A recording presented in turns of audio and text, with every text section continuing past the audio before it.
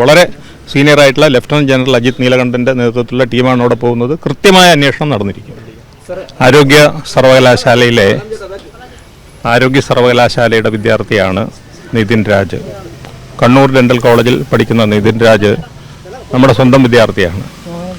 ആ കുട്ടിയുടെ മരണം യൂണിവേഴ്സിറ്റിയെ സംബന്ധിച്ചിടത്തോളം ഏറ്റവും ദുഃഖകരമാണ്. അങ്ങനൊരു കാര്യം നടക്കാൻ പാടില്ലാത്തതായിരുന്നു. അത് സംഭവിച്ചു. എന്തുകൊണ്ടത് സംഭവിച്ചു എന്നുള്ള കാര്യം നമുക്കെല്ലാവർക്കും അറിയേണ്ടതുണ്ട്.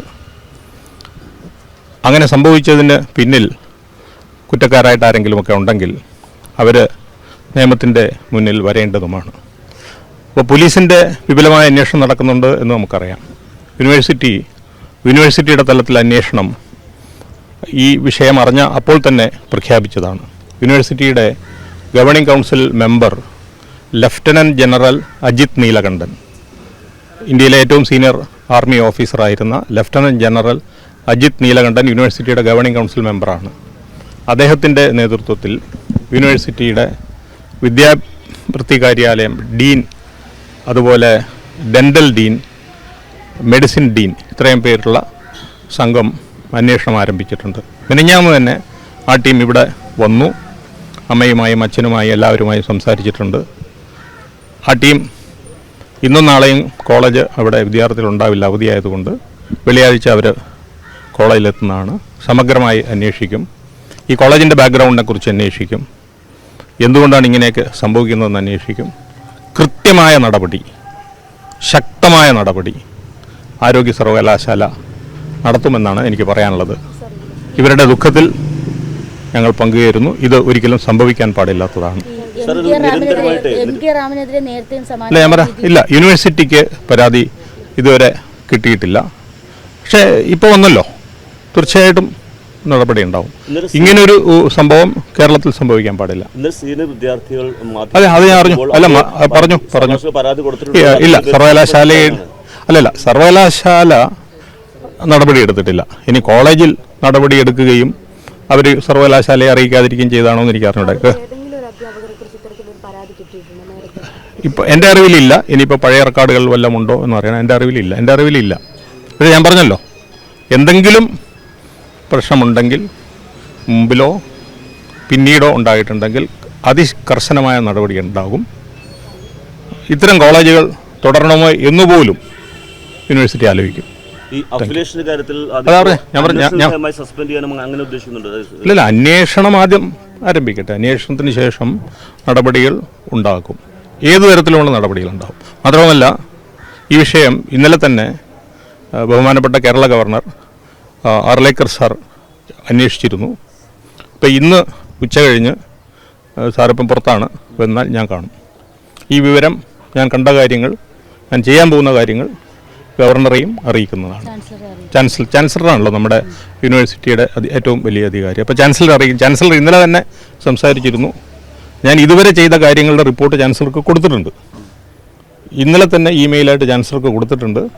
അപ്പോൾ ഇന്ന് കണ്ടതിന് ശേഷം വീണ്ടും ചാൻസലറെ ഈ കാര്യങ്ങൾ അറിയിക്കുന്നതാണ്. സർവകലാശാല അന്വേഷണ സമിതിക്ക് എന്തെങ്കിലും ഒരു കാലപരിധി, ഈ റിപ്പോർട്ട് നൽകാനുള്ള സമയപരിധി വെച്ചിട്ടുണ്ടോ? ഇല്ല, ആസ് സൂൺ ആസ് പോസിബിൾ എന്നുള്ള നിലയിൽ നമുക്കങ്ങനെ ആസ് സൂൺ ആസ് പോസിബിൾ. കാരണം ഇതിനിടയിൽ ഈ അവധികൾ വന്നതുകൊണ്ടാണ് പ്രശ്നം. പ്രത്യേകിച്ച് ഈ അവധി ദിവസങ്ങളിൽ കുട്ടികളുണ്ടാവില്ല.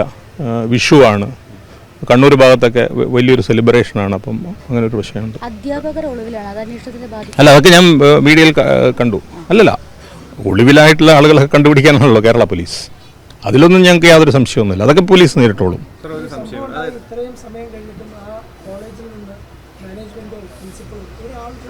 അല്ല, അത് അച്ഛനും അമ്മയും പറഞ്ഞു. അത് വളരെ മോശമായ കാര്യമായി പോയി. എന്തുകൊണ്ട് വന്നിട്ടില്ല എന്നത് വളരെ മോശമാണ്. എന്തായാലും അതെല്ലാം നമ്മൾ അന്വേഷിക്കും. നമ്മുടെ ടീം അവിടെ പോകാൻ പോവുക. അത് ഞാൻ പറഞ്ഞില്ലേ, വളരെ സീനിയറായിട്ടുള്ള ലഫ്റ്റനന്റ് ജനറൽ അജിത് നീലകണ്ഠൻ്റെ നേതൃത്വത്തിലുള്ള ടീമാണ് അവിടെ പോകുന്നത്. കൃത്യമായ അന്വേഷണം നടന്നിരിക്കും. 4 പേരടങ്ങുന്ന സമിതി. സംശയമാണ്, ഈ നേരത്തെ ഈ കോളേജിൽ പരാതി വന്ന് അവർ നടപടി എടുത്തിട്ടുണ്ടെങ്കിൽ ആ അധ്യാപകനെ കുറിച്ച് സർവകലാശാല അറിയിക്കണം, അങ്ങനെ എന്തെങ്കിലും അറിയിക്കേണ്ടതാണ്, സ്വാഭാവികമായിട്ട് അറിയിക്കേണ്ടതാണ്. അല്ല, ഞാൻ നോക്കട്ടെ. ഇപ്പോൾ ഒന്നാമത് നടപടി എടുത്തിട്ടുണ്ടെങ്കിൽ എന്തുകൊണ്ട് അറിയിച്ചിട്ടില്ല, ആ കാര്യങ്ങളെല്ലാം. കാരണം നമ്മൾ ഒരു കൺക്ലൂഷനിൽ എത്തുന്നില്ല.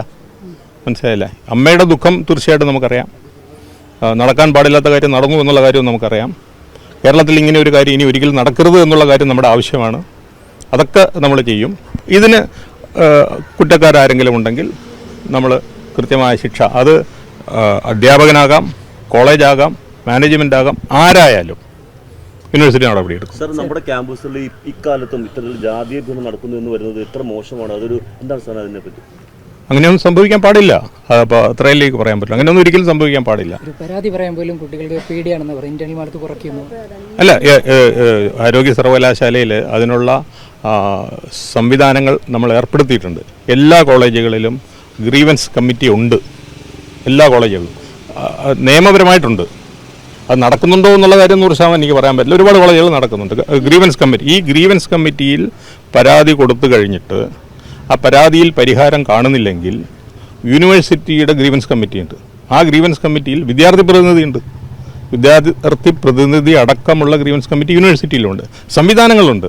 പക്ഷേ നമ്മുടെ നാട്ടിൽ പലപ്പോഴും സംവിധാനങ്ങൾ കൃത്യമായി പ്രവർത്തിക്കുന്നുണ്ടോ എന്നുള്ള സംശയമുണ്ട്. അപ്പോൾ ഈ സംവിധാനങ്ങൾ, അതുപോലെ തന്നെ ഈ സ്റ്റുഡൻസ് ഗ്രീവൻസ് കമ്മിറ്റി കൂടാതെ സ്റ്റുഡൻറ്റ് സപ്പോർട്ട് സിസ്റ്റമുണ്ട്. അവിടെ എല്ലാ കോളേജുകളിലും ഒരു സപ്പോർട്ടിംഗ് സിസ്റ്റമുണ്ട്. അപ്പോൾ ആ സപ്പോർട്ടിംഗ് സിസ്റ്റത്തിൽ ഒരു ലേഡി ടീച്ചറും ഒരു മെയിൽ ടീച്ചറും നോഡൽ ഓഫീസറായിട്ട് വെച്ചിട്ടുണ്ട്. കുട്ടികൾക്ക് അവരുടെ പരാതികൾ രഹസ്യമായിട്ട് ഇവരോട് പറയുകയും അതനുസരിച്ച് നടപടിയെടുക്കാനുള്ള, അപ്പോൾ ഒരുപാട് കോളേജുകളിൽ നടക്കുന്നുണ്ട്. പക്ഷേ നമുക്ക് ഏകദേശം 300ഓളം കോളേജുകളുണ്ട്. എല്ലാ കോളേജുകളിലും നടക്കുന്നുണ്ടോ എന്ന് ചോദിച്ചു കഴിഞ്ഞാൽ നമുക്ക് കൃത്യം പറയാനില്ല. ഇപ്പോൾ ഈ കോളേജിൽ അത് നടന്നിരുന്നില്ല എന്നാണ് ഇപ്പം മനസ്സിലാക്കുന്നത്. അപ്പോൾ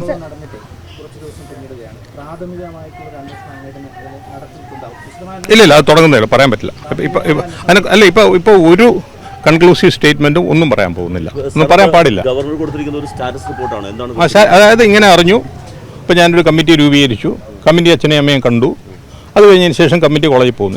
ഇതാണ് സ്റ്റാറ്റസ് റിപ്പോർട്ടാണ്. അത്രേ ഉള്ളൂ. അതായത് അദ്ദേഹം മിനിറ്റ് ടു മിനിറ്റ് അദ്ദേഹത്തിന് വിവരം കൊടുക്കുന്നുണ്ട്. അപ്പോൾ ഇന്നിപ്പം അമ്മ ഞാനുമായിട്ട് സംസാരിച്ച പല കാര്യങ്ങളും അദ്ദേഹമായിട്ട് കമ്മ്യൂണിക്കേറ്റ് ചെയ്യും. Thank you. ശൈലേജി ഒരു നോക്കിയല്ലോ അല്ലോ അല്ലോ